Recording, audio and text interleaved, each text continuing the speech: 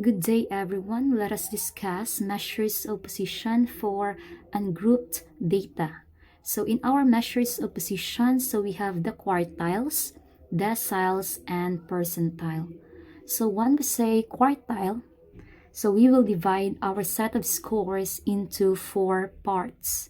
So when we say decile, we will divide it into 10 parts, and for the percentile, we will divide our data set into 100 parts. So let's start with quartiles. So the quartiles are the score points which divide a distribution into 4 equal parts.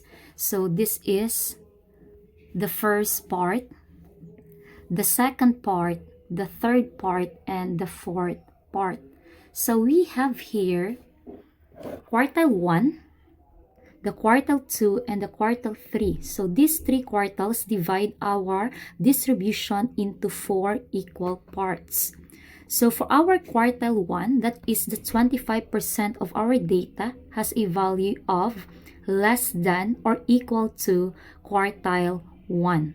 So it means from here, from our quartile 1, so this part is 25% of our set of distribution. So for our quartile 2, that is 50% of the data set that has a value of less than or equal to quartile 2. So starting from here, going to our quartile 2, that is less than 50%. So next is for our quartile 3, that is 75% of the data has a value of less than or equal to quartile 3. From here to here to our quartile 3, that is 75%. So this is 25%, 50%, and 75%. So total is here, this is 100%. So that is our quartile. So how we can solve for our quartiles? So our quartile 1 is called the lower quartile.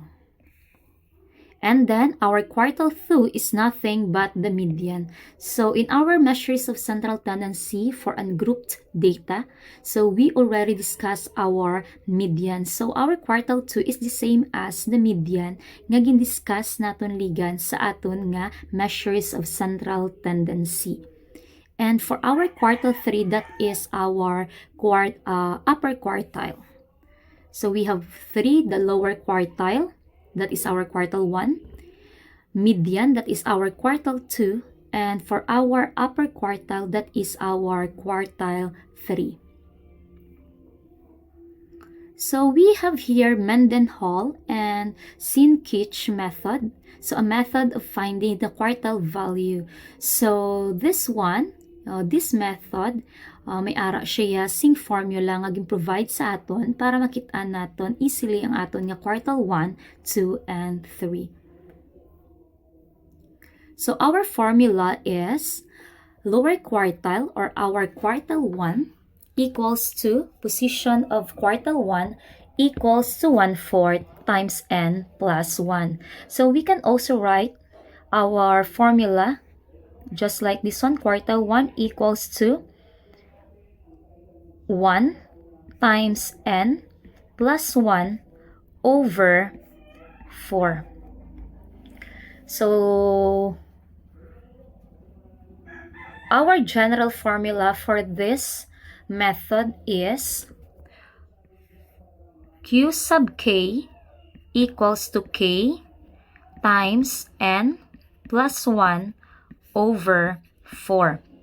So please familiarize with this formula kay gamiton ta na siya karon sa aton nga decile and also in our percentile. So ang aton nga k naga-signify kung ikapila nga quartile ang aton nga ginapangita. So example, we have quartile 1, we will just substitute our k with 1 times n plus 1 divided by 4. Since this is quartile, gina-divide ta siya into 4 parts. So, sa aton karon nga decile, ma-divided by 10 na siya. And then, for our percentile, that is divided by 100. So, for our quartile 2, so, i-replace naman naton ang aton k into 2. Equals to, ang k naton, quartile 2 is 2 times n plus 1 over 4. And for our quartile 3, so that is, our k is 3, since this is quartile 3 times n plus 1 over 4. So, ang aton nga n, that is the number of data nga makita naton sa aton nga given. Pila dira kabilog ang aton nga data, that is our n. So, let's have an example. So, the manager of a food chain recorded the number of customers who came to eat the products in each day. The results were 10, 15, 14, 13, 20, 19, 12, and 11. So, in this example, our n is 8. So, why 8? So, we will just count 1, 2, 3, 4, 5, 6, 7, 8. So, we have here 8 datas. So, our n is 8. So, first, we will arrange our set of data from least to greatest. So, the lowest is, we have 10. Next is 11. Next is 12. Next is 13. Next is 14. Next is 15. Next is 19. And last one is 20. So we have 1, 2, 3, 4, 5, 6, 7, and 8. So our first step is we will arrange our data from least sa pinakagamay pakadto sa pinakadako. So after arranging our data, now we will just substitute our given to our formula. So for quartile 1, so of course that is 1 times n plus 1 over 4. For our quartile 2, that is 2 times n plus 1 over 4. And for our quartile 3, that is 3 times n plus 1 over 4, or divided by 4. So,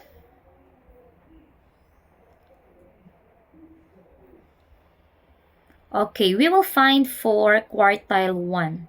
For quartile 1 equals to, since this is 1, our k is 1 times our number of data, that is 8, plus 1 over 4. So that is 1 times 8 plus 1, that is 9 over 4. So 9 divided by 4, 9 over 4. So that is, okay, 9 divided by 4, that is 5.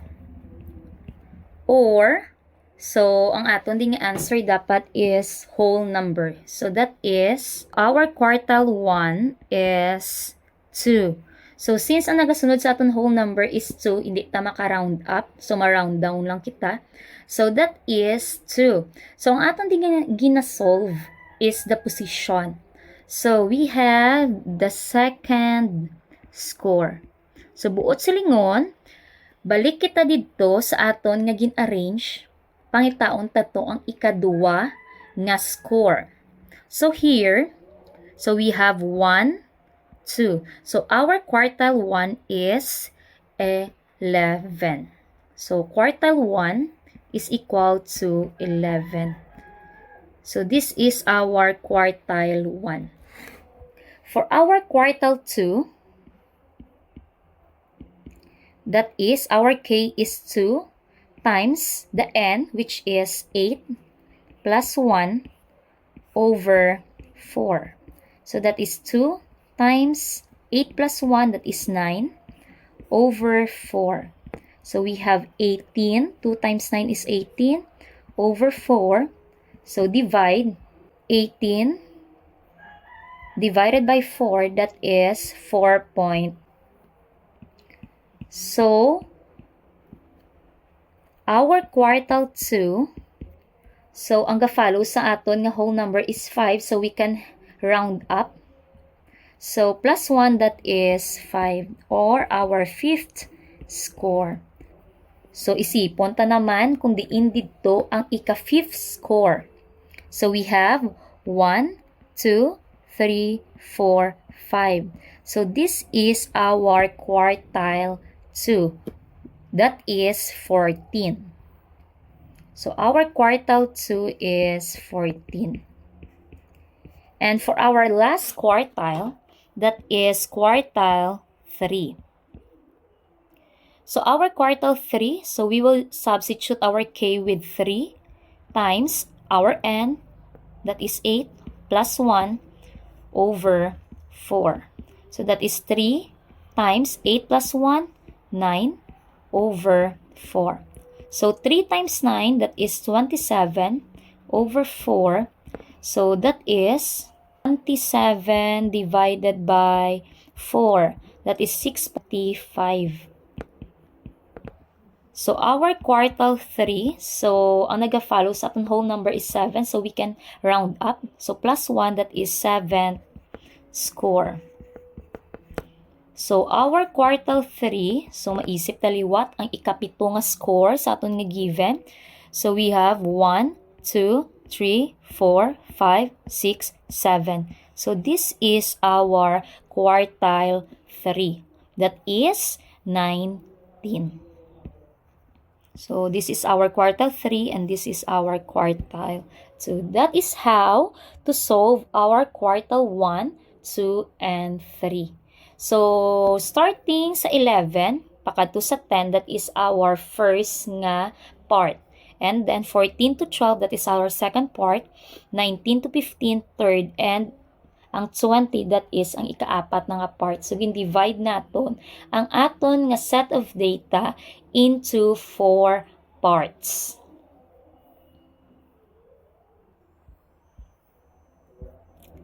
So, another example is, we have here 12, 9, 17, 5, 8, 9, 14, 10, and 11. So, we will arrange it from least to greatest. So that is 5, 8, 9, 9, 10, 10, 11, 12, 14, 14, and 17. So our n here, so we will just count 1, 2, 3, 4, 5, 6, 7, 8, 9, 10, 11. So our n is 11. So we will solve for our quartile 1. Since we are speaking all about quartile. So we will just substitute our n, which is 11. So 11 plus 1, that is 12, times 1, that is 12, divided by 4, that is 3. So that is third score. So we will just count 1, 2, 3. So our quartile 1 is our third element, which is 9. So next is our quartile 2. So we will just substitute our k by 2. So times our n, that is 11, plus 1, so that is 12, times 2, so that is 24, divided by 4, that is 6. So that is the 6th score. So we will count 1, 2, 3, 4, 5, 6. So our quartile 2 is our 6th element in the data, which is 10. And last one is our quartile 3. So we will substitute our k by 3 and then our n by 11. So 11 plus 1, that is 12, times 3, that is 36. Divided by 4, that is 9. So that is the 9th score. So we will count 1, 2, 3, 4, 5, 6, 7, 8, and 9. So our quartile 3 is the ninth element in the data, which is 14. So that is how to solve our quartile 1, 2, and 3.